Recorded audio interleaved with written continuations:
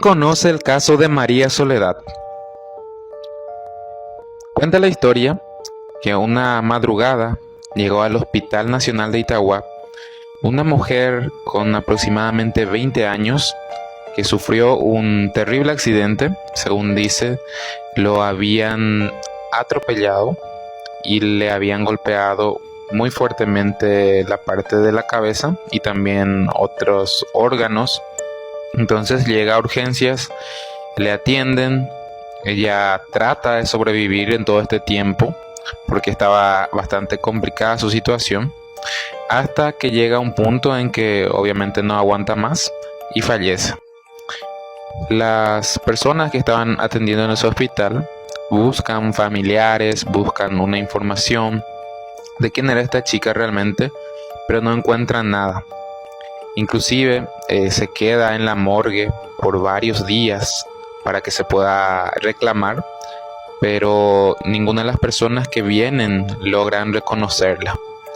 Y ya que nadie la acompañaba realmente, fue muy triste. Ellos se encariñaron mucho con la mujer, que dicen que era una mujer bellísima, muy joven, muy bien cuidada. Y como no pudieron saber ni siquiera su nombre, la bautizaron como María Soledad. Y desde ahí cuenta la leyenda que siempre se quedó por ahí. Se le aparece a las personas que de repente están en estado de gravedad, ya sea para darles consuelo, para darles alivio o simplemente para anunciarle a sus familiares que ya van a tener su descanso en paz.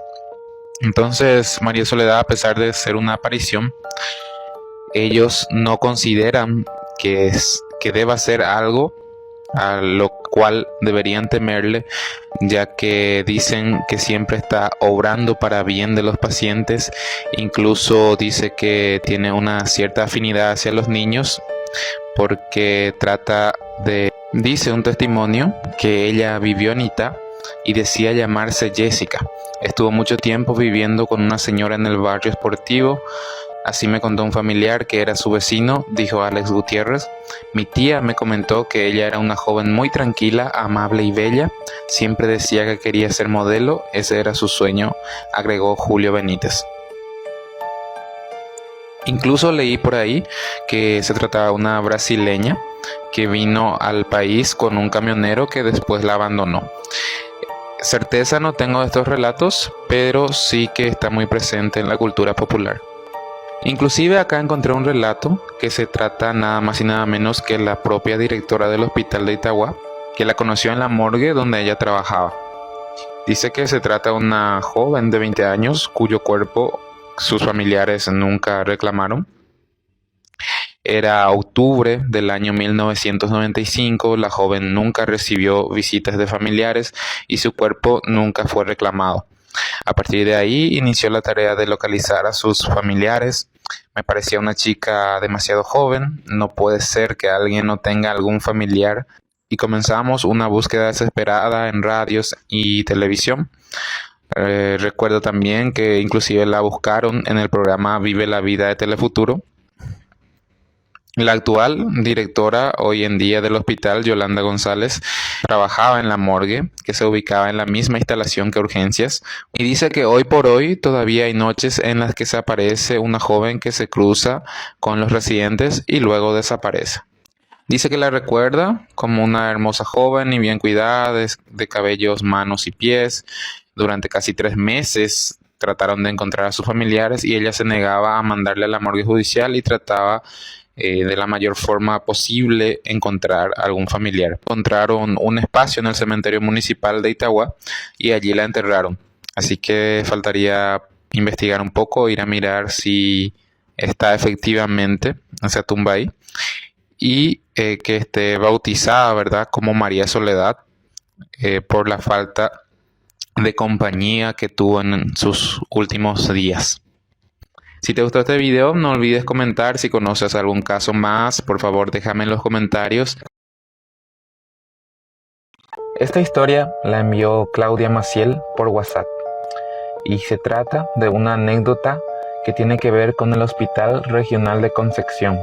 Cuando tenía 15 años, ella dice que le ayudaba a su tío que trabajaba en ese hospital hacía toda esa parte de recepcionar lo que llegaba, los insumos, los guantes, todo lo que llegaba para uso del hospital.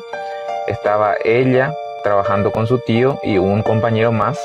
En una de esas, en donde llegó un cargamento muy grande, dice que se quedaron hasta tarde trabajando. Dice que ella y su tío se quedaron trabajando junto con el otro compañero hasta las 11 de la noche. Después, ya que ella tenía colegio al día siguiente, decidieron irse a su casa.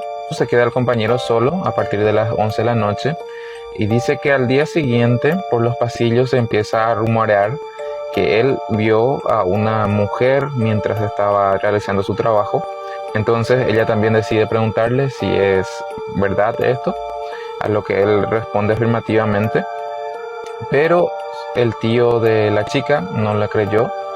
Entonces pasó así nada más, pasaron los meses, volvió a llegar un cargamento súper grande y tuvieron que quedarse nuevamente trabajando, pero a las 11 de la noche este hombre que le ayudaba a su tío ya dijo que se iba a marchar porque no quiere que se le vuelva a aparecer aquella mujer por los pasillos.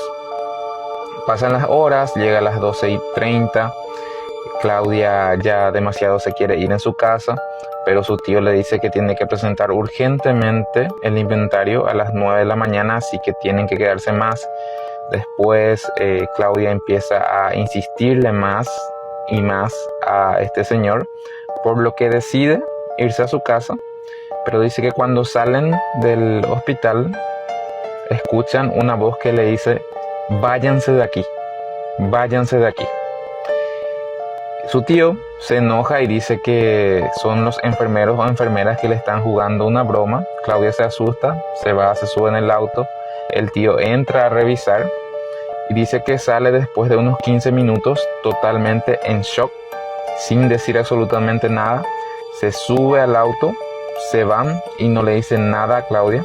Pero al día siguiente pide inmediatamente su traslado, que le pongan en otro lugar, que ya no quiere trabajar ahí, por lo que ella se da cuenta que efectivamente vio a esa mujer. Tiempo después el hospital se remodela, algunas partes se utilizan para urgencias e internaciones y también se utiliza para un predio de una universidad, una facultad, y ahí dice que un estudiante casi se vuelve loco porque ve a esta mujer caminando por ahí. Esta historia me la envió Celeste Escobar y tiene que ver con un hospital. Dice: el 15 de junio de 2020, mi hermano se internó en el hospital de Barrero Grande.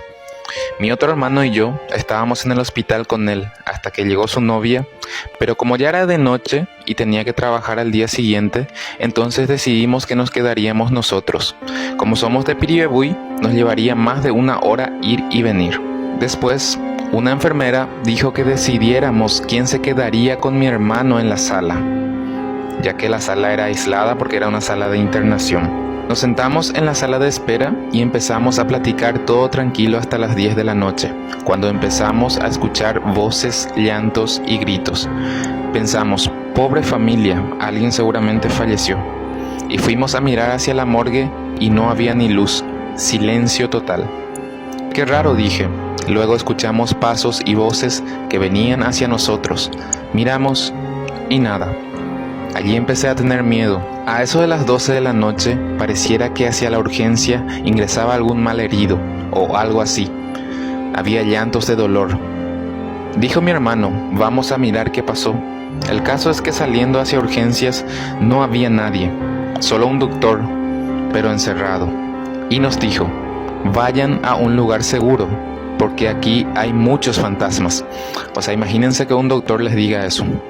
Nos miramos con mi hermano, pero allí comprendimos por qué era que llaveaban toda la sala de internados. Allí empecé a tener miedo. Salimos hacia la ruta, pero estaba lleno de chespis.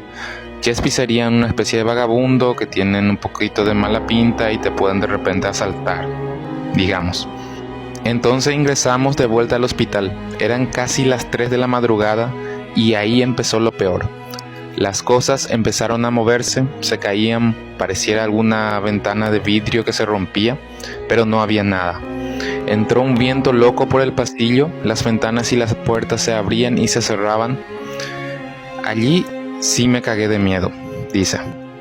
Le llamé a una amiga que vivía cerca y le pregunté si podíamos ir a su casa a dormir, aunque sea debajo del árbol. Vivía cerca y le pregunté si podíamos ir a su casa a dormir, aunque sea debajo del árbol, y nos dijo que sí. Salimos de allí y al salir la puerta se cerró fuertísimo sola. Y nos fuimos en la casa de mi amiga. Llegamos, le conté y me dijo que por eso la gente no se quedaba afuera en la sala de espera. En fin, me acosté y no pude dormir. Al día siguiente le dije a una enfermera lo que pasamos y me dijo que hace unos años atrás un señor se volvió loco al quedarse solo allí en la sala de espera.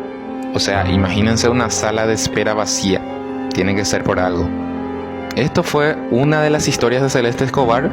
Tiene otra, incluso más fuerte, que también ya me la mandó. Si quieren que la cuente, déjenme en los comentarios. Y si tienen ustedes alguna anécdota, no olviden enviármela. Eso ha sido todo por hoy, amigos.